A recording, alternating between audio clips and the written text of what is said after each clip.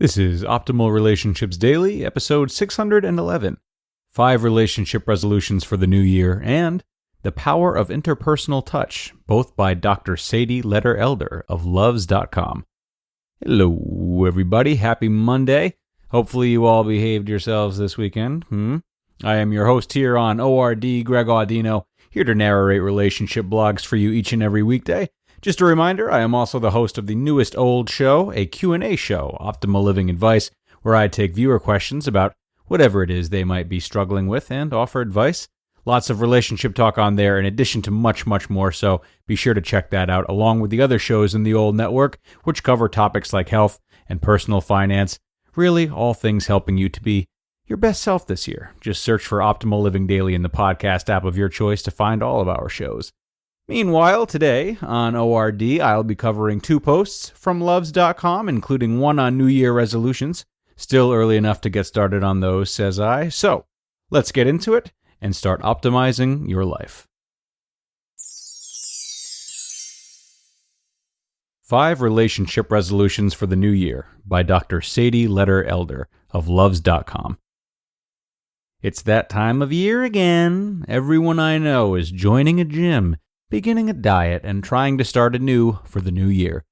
This year, I've decided to do things a little differently. Instead of my typical New Year's resolutions, which focus on work and personal goals, I'm writing relationship resolutions. Here are a few relationship-enhancing behaviors that I'm going to work on in the coming weeks and months. Feel free to join me if you'd like to make your romantic relationship a happier, healthy union. Number 1. Be more positive. There are a host of reasons why positivity beats out negativity. Not only is positivity more attractive than pessimism or cynicism, it's also a winning strategy for navigating relationship conflict. Interestingly, relationship researchers found that people are particularly sensitive to negative feedback, and that couples who engage in a 5-to-1 ratio of positive to negative comments are more likely to stay together. I take this to mean that a little negativity goes a long way. And sometimes even an unintentional slight or criticism can have a powerful impact. I vow to try to be more positive generally, but particularly when things get heated. Number 2. Schedule time for my relationship. Good things don't just happen, and that is true even when it comes to good relationships. Just like losing the holiday 15, if you want success, you need a plan. Given that there are only 24 hours in a day, how many can you dedicate to making your relationship better? Can you devote 1 hour a day where you aren't working, watching TV, or dealing with life's many responsibilities? I resolve to try and set aside time each day to be present in my relationship. Number 3. Find fun stuff for my husband and I to do together. Relationship scientists have shown that couples who play together stay together. That might sound silly, but it's true. Participating in fun and exciting play with your partner can actually increase relationship satisfaction. This year, I'm going to press pause on our Netflixing and find some ways to harness our childlike spirits. Number 4. Be less demanding. Psychologists believe that relationship satisfaction is directly linked to our expectations. The more a relationship exceeds what we had hoped for, the happier we are. The interesting and sometimes problematic thing about expectations is that they change. For instance, when you met your partner, you may have been thrilled by how great he or she was. However, as time went on, you may have gotten used to this status quo of awesomeness. Your expectations rose and you were not as thrilled by the same amazing behavior. Should you, like me, have a really wonderful partner, but perhaps have grown accustomed to all that he or she does for you, you may want to consider asking yourself if your expectations have reached fairy tale proportions. I vow not to take my partner for granted and to try to remember how lucky I am to be with such a loving individual. Number 5. Communicate more effectively. This one may be easier said than done, pardon my pun, but it may be the key to a successful relationship. Conflicts arise when people lack effective communication skills, and the thing I'm the worst at is listening.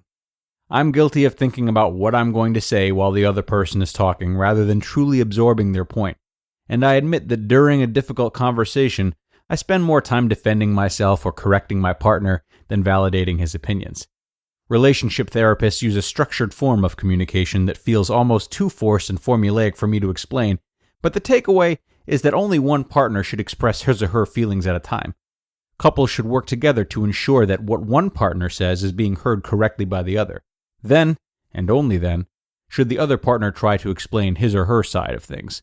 This year, I will try to listen before I speak and respond to what my partner is actually saying rather than to what I think I heard him say. The Power of Interpersonal Touch, also by Dr. Sadie Leder-Elder of Luvze.com. All right, I confess, you may not be able to tell if a potential partner is a good boyfriend or girlfriend material from the way he or she feels, but you'd be surprised what you can tell from the way they touch. Recent research examining the emotional communication through touch revealed that people are able to identify a host of emotions through tactile stimulation alone. These include positive emotions like happiness, gratitude, sympathy, and love, as well as negative emotions like anger, fear, disgust, and sadness. Perhaps even more surprising is that this isn't just something that happens between relationship partners. Perfect strangers are also capable of communicating emotions via touch. So, should you be in the habit of letting unfamiliar others touch you, odds are you'll be able to clearly perceive their intent. If you're finding this hard to believe, try thinking about the different ways you've been touched. I'm referring to non-sexual touching, so keep your mind out of the gutter. Friends may pat you on the back in celebration. Fellow travelers may poke you with their elbow as you jockey for armrest domination. Teachers may put their hand on your shoulder as a sign of support. And lovers may gently touch the small of your back to convey interest. We use cues like location, pressure, and duration of a touch to help us perceive its intent. And it appears that people are so attuned to haptic, i.e. skin, stimulation, that we can identify a repertoire of feelings ranging from distress to elation, without much conscious thought. Researchers have extended this work to examine whether romantic partners have an advantage in communicating emotions through touch. What they found was that there is little difference in the ability of partners and strangers to communicate emotions like those listed above. However, intimate partners can detect emotions like envy and pride through touch that strangers are not able to perceive. Although results did not definitively explain this discrepancy, researchers believe that these emotional states are more difficult to discern because they are self-focused. That is, they are derived from one's internal or personal standards. Close relationship partners may be more adept at picking up on these subtle, fine-grained cues as a result of their greater experience, knowledge, and understanding of the individual. Looking for a reason to touch your partner more? Beyond the enhanced emotional communication, researchers have also found that touching leads to greater closeness as well as enhanced well-being. In fact, just holding hands with a loved one can reduce stress responses, and regular touching can lower blood pressure and increase oxytocin, a hormone that promotes pair bonding. I guess there are only a handful of lucky ladies who know whether or not Ryan Gosling makes good boyfriend material, but if you're fortunate enough to be touched by him, you may very well be able to feel the love.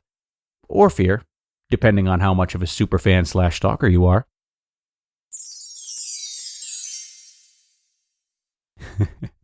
You just listened to the posts titled 5 Relationship Resolutions for the New Year and The Power of Interpersonal Touch, both by Dr. Sadie Leder-Elder of Luvze.com. Great stuff today. Thanks so much to Dr. Sadie. My love language is most definitely physical touch, so it is admittedly reassuring for me to hear that it's actually doing some good and not just annoying all of my friends, family, and ex-girlfriends.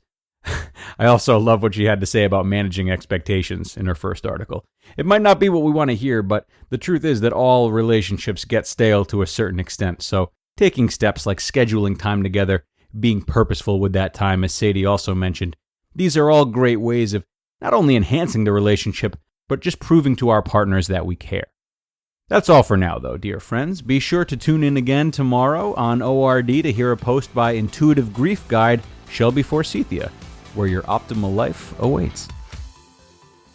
Hello, Life Optimizer. This is Justin Malik, creator and producer of this podcast, but also Optimal Living Daily, the show where I read to you from even more blogs covering finance, productivity, minimalism, personal development, and more from incredible bloggers like Derek Sivers, Zen Habits, Mark and Angel, The Minimalists, and all the ones you hear on this show too. So if you enjoyed today's episode and like taking amazing blogs on the go, come on over to Optimal Living Daily and subscribe to that one too. And together, we'll start optimizing your life. You've been listening to Optimal Living Daily. Be sure to hit the subscribe button to stay up to date on each new episode, and head to oldpodcast.com. That's OLDpodcast.com for a free gift, as well as more actionable tips and resources to help you maximize your potential. Thanks for joining us, and remember, your optimal life awaits.